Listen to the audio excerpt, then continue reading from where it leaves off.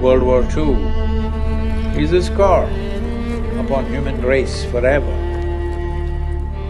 World War II is supposed to have taken the lives of anywhere between 11 to 12 million people. More than 200 political prisoners were burned to death. It is not about who did it. We as human beings, that's what we do, unfortunately, till now.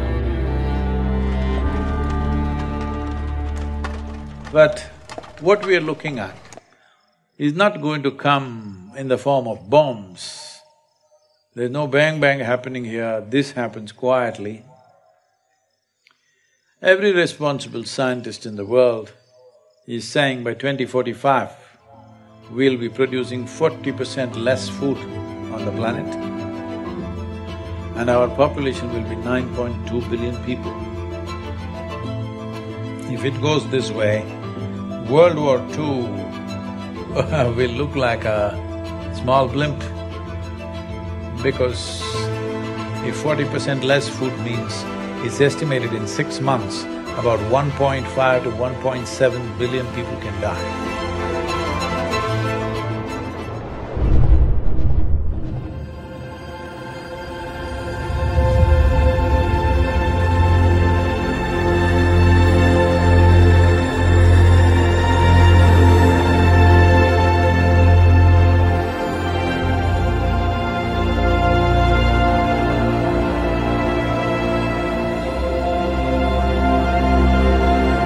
Climate change, food security, nutritional security, water quality, water renewability, biodiversity, land grab, political stability.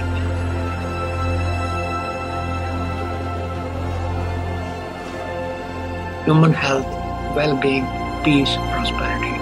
Soil is the basic of all that.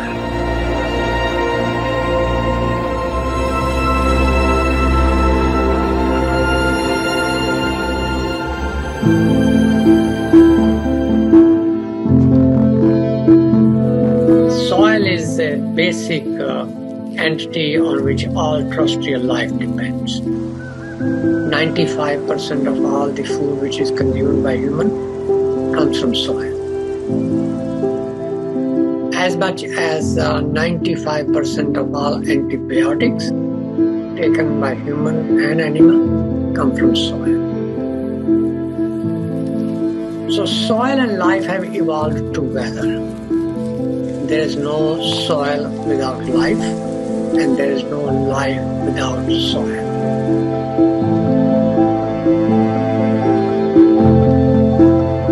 In a handful of soil, there are over 5 to 7 billion organisms. And just like how our body functions, the food that we eat, actually we cannot digest all by ourselves. We don't have the necessary enzymes and alkalines to digest this completely. Only because of the microbial gut microbes that are there, we digest food. The same is true with all the plants and trees. They cannot take the nutrients from the soil by themselves. They need the help of the microorganisms.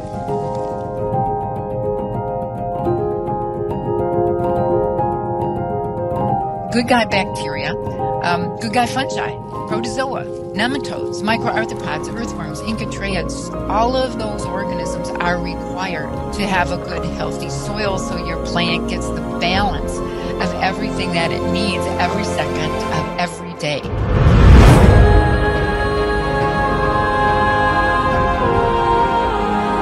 The first 15 inches, 12 to 15 inches of soil is responsible for 87% of the life on the planet, including you and me. And that today we are using machines where they're plowing almost like 12 to 14 inches deep and leaving it open to the sun. This is like we peel off our skin and stand in the sun, you know? You will be screaming. That's exactly what the land is doing. Land is screaming, but nobody is hearing. Just plowed and left open, killing all the microbial activity.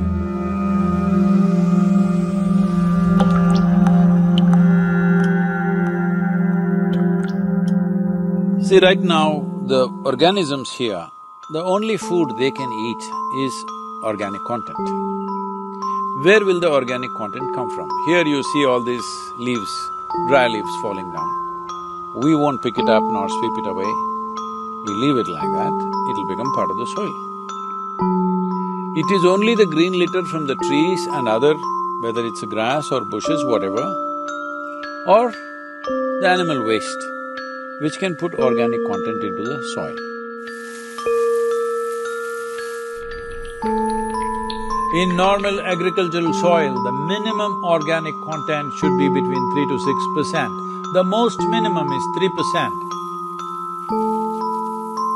3% is kind of the borderline, where you've got enough diversity in the kinds of foods that are present so that all of the necessary sets of microorganisms will be able to perform their jobs.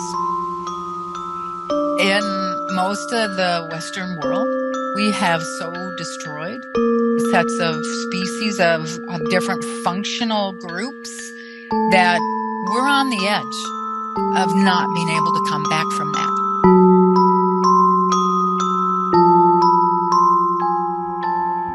Over 62% of India's soil has organic content less than 0.5%. Entire southern Europe, the soil organic content is just around 1% or below. Over 50% of the topsoil in whole of United States is gone. You've heard of dinosaurs going extinct, dodos going extinct, but this is a question of soil extinction. See, this is sand. If you add enough organic content into this will become rich soil. Similarly, if you take all the organic content out of the soil, it will become sand. So this is called as desertification in the world. World's agricultural soils are becoming sand or turning into a desert largely across the world because there is no organic content.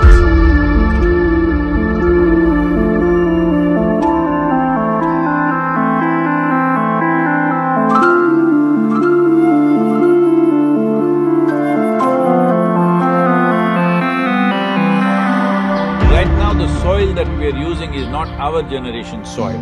We are using up the soil of the unborn child. We have no business to do that, because soil is not our property, it's a legacy that's come to us, and it's a legacy that we should leave behind, living soil. Because once there is no richness in soil, there is no way there is richness in life.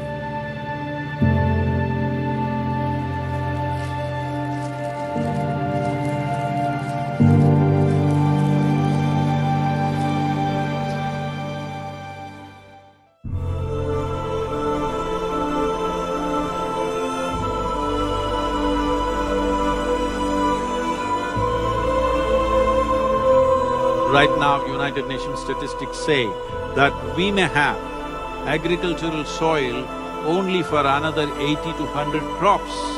This means it is a matter of 40 to 50 years. After that, there could be severe food shortages, and getting rich organic land or soil will become the basis of battles and wars on this planet.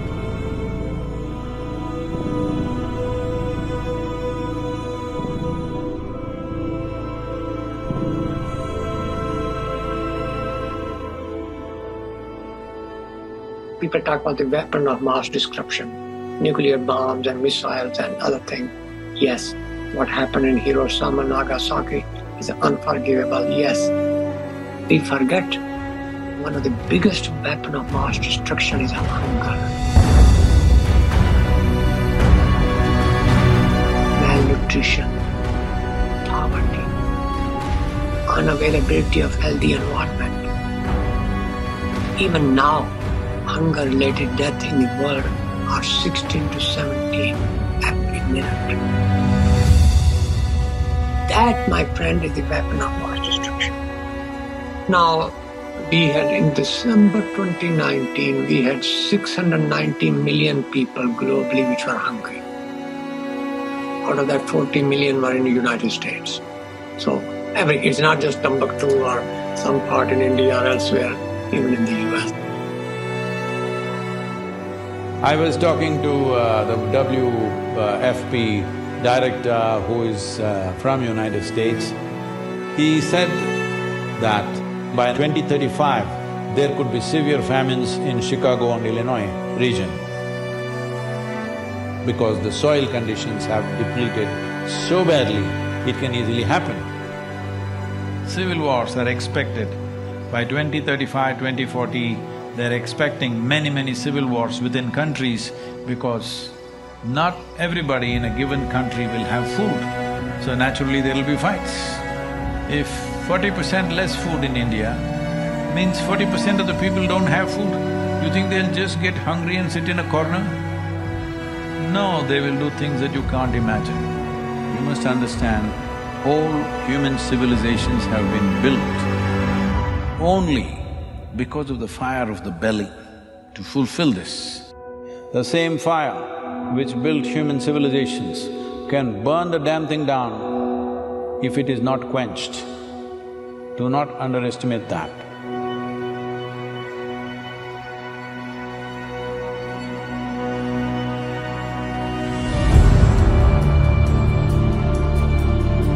Since 1990, there have been around 30 wars in Africa. 27 of these wars were fought for the sake of acquiring fertile soil.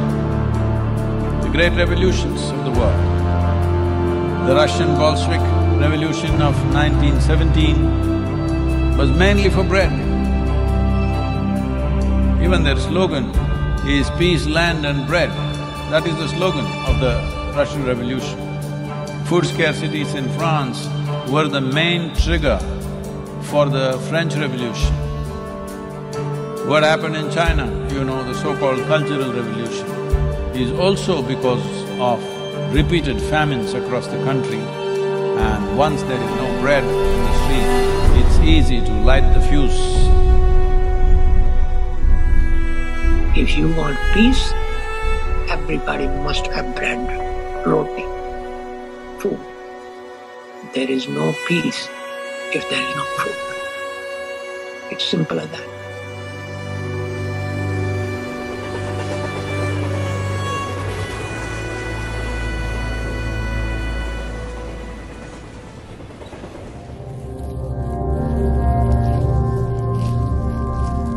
Soil is a most neglected part of the human environment. Degrading soils means losing and wasting potential food today and forever. A human being, like other animals, are requiring a fairly complex diet and many nutrients. And these nutrients we get through our food, and that essentially depend on the soils. So the soils, rich in nutrients, in minerals, are a precondition for a healthy diet. There's a direct link between soil quality in terms of nutrients and diet quality in terms of what we eat. So that is not well understood by many people. You have to put into the soil nutrients, nitrogen, phosphorus, potassium, micronutrient, calcium, magnesium, potassium, organic matter, content which is mineralized intake. It must be returned back to the soil in one form or the other for soil to be productive. Soil produces straw, grains, roots. I believe that if people take the grains and return the roots and straw back to the soil, so that soil gets its share of production, that's a good thing. If you take away the straw, then soil does not get anything. So progressively soil is being degraded, depleted, devoid of the essential elements. That is when we call degradation of soil health. And when soil is degraded, people living on it are also becoming progressively miserable. The soil depletion in United States has led to 21% drop in vitamin A in all the fruits, vegetables and everything else that you're eating. 30% drop in vitamin C, 37% drop in iron levels, 27% drop in calcium levels. The things that today you all think is very healthy to eat salads and stuff, from the early 20th century, what level of nutrients they had and what they have today is only 10% left, 90% lower than what it was in early 20th century. Center for Disease Control, which is right now playing a significant role in this COVID situation, says all Americans are potassium deficient. 90% of the Americans have vitamin E deficiency, 70% have vitamin K deficiency, 52% don't have enough magnesium, 43% don't have enough vitamin A, 40% don't have enough vitamin C. This is in the most affluent nation. It simply means the food that you're eating doesn't have enough nutrients, even if you eat enough food, because soil has been destroyed like this.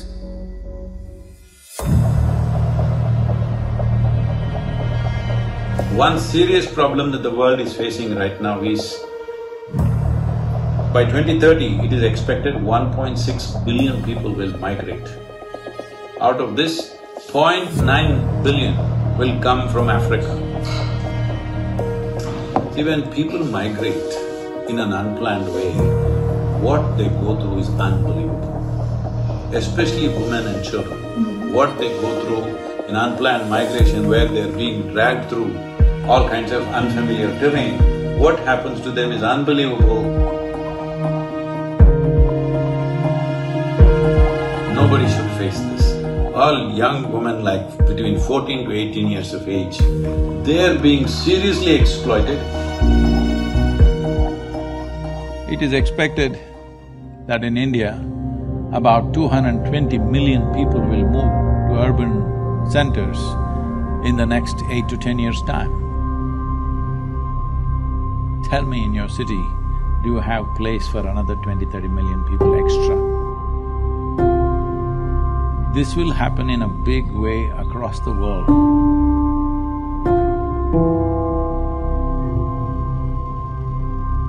Yes, there are soil refugees.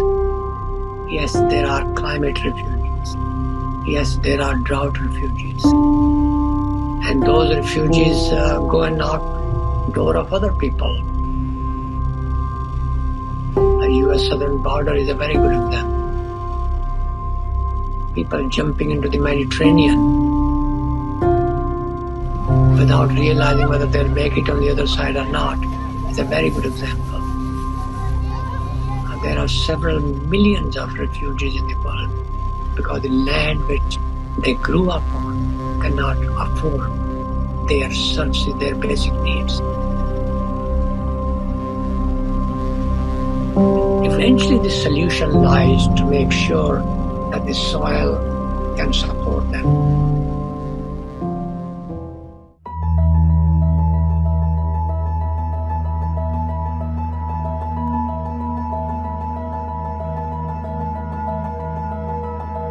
There is a very strong link between soil degradation and global issues. For example, climate change. So, current civilization, I call it carbon civilization. Everything we do is based on carbon, fossil fuel based carbon. And therefore we have depleted also carbon not only from fossil fuel, but also from soil. Maximum amount of carbon was always in the soil, but now a lot of it is in the atmosphere where it should not be. If it gets into the atmosphere, as you've heard of global warming and climate change, all these impacts happen. But nearly 40% of this is happening simply because soil is left open. For this, the main contributor is agriculture. or open lands. The same soil which would have taken carbon dioxide and methane from the atmosphere is now releasing it simply because we are leaving it open and there is no life or microbial activity.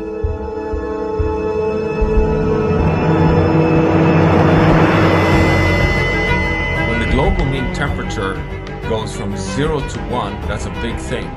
Go from 1 to 2, it's a massive thing. Go beyond 2, you're in a disaster zone.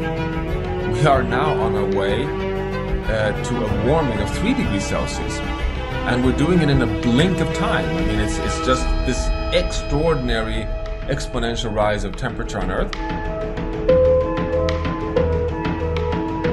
But if we can take carbon dioxide from the atmosphere through plants and put it back to the soil and keep it there, then we deplete the carbon from the atmosphere and make global warming lesser serious problem.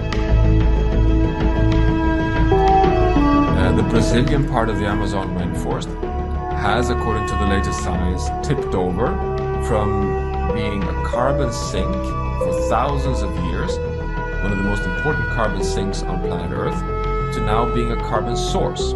So it has already tipped over and is releasing more carbon than it's taking up. So soil has become, you know, if anything, even more important, even existential.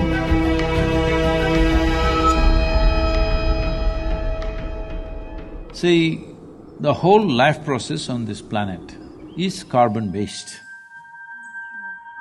So, the same goes for a blade of grass, the same goes for the coconut tree, the same goes for every other creature on this planet.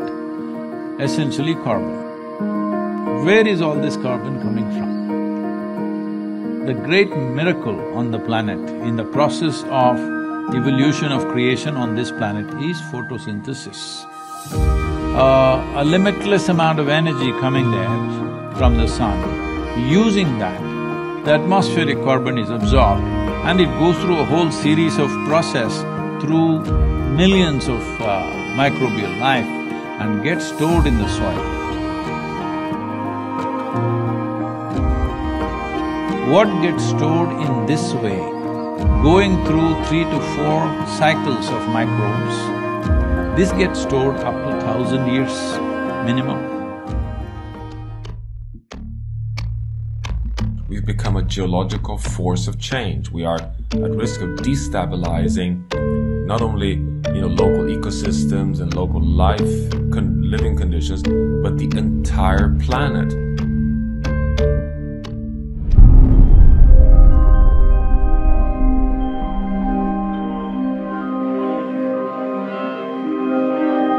United Nations says we only have 60 years of agricultural soil left. So within 50 years' time, there will be a serious food crisis on the planet, a mass famine will be inevitable. Now, I know people always say, we only have 60 more years of agriculture to go. Yeah, but that was 10 years ago that we made that statement. We're at 50, guys. Soil is a living entity. It has a lot of organisms. And when those organisms are killed, soil is no longer healthy. Soil is no longer living.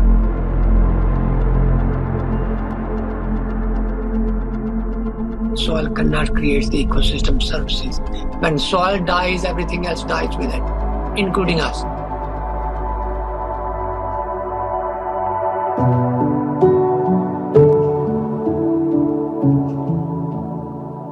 If we start correcting it now, in 15 to 25 years, we can make a reasonable level of correction. We can come away from the brink where we are. But if you leave it for another 30 to 40 years and then try to do it, it will take 150 to 200 years to regenerate the soil. So this is not about just painting a dark picture of everything. This is a moment of responsibility that we as human beings, if you stand up right now, we can turn this around.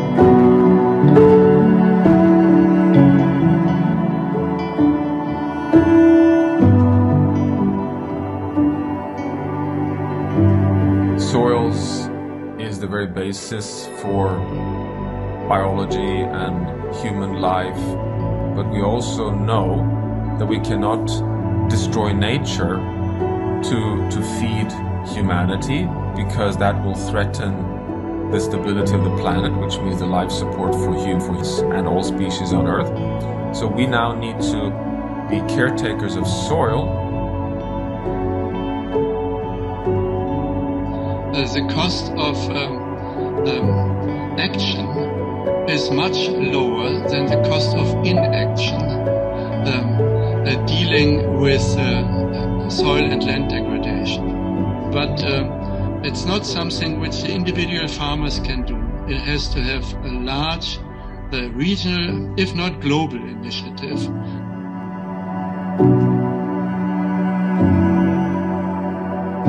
This depletion of soil has happened because we have not put back the organic content back into the soil of what we are taking out. So we are seeing how to get a policy in 192 countries to make this the norm, that if you own agricultural land, minimum 3 to 6% organic content must be there by law. Initially by recommendation, then by incentives, and then by law, by mandatory law, it has to happen. If it's not in the law, then we don't know what they will do tomorrow. That's what we have done, isn't it? From previous generation to this generation, in one generation we've ruined it. Because there was no law. If there was a law, minimum agriculture content should be… organic content should be there in it, we would have kept it that way. So first and foremost thing is to bring the law. To bring the law, what is needed? This is a democracy. That means people are the power, it's people's power. That's what it means. So there are two very powerful things in your hands right now. One is your vote, another is your microphone. That means your voice. So this is important. The people of the world have to speak and say, we are ready for long-term solutions, we are ready for long-term commitment, we are ready for a long haul, we are willing to pay the price for the well-being of future generations. This is why the Save Soil movement is not about action, but it's about bringing policy change.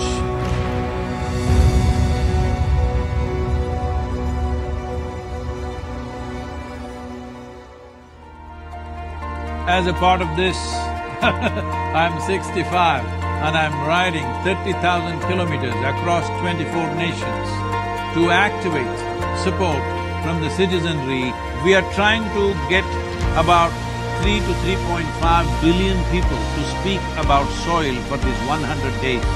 From March 21st, 100 days, we want the whole world to talk about soil. We have UNCCD as our partner. We have also signed something with the World Food Program, and the scientists from FAO and other organizations are working with us.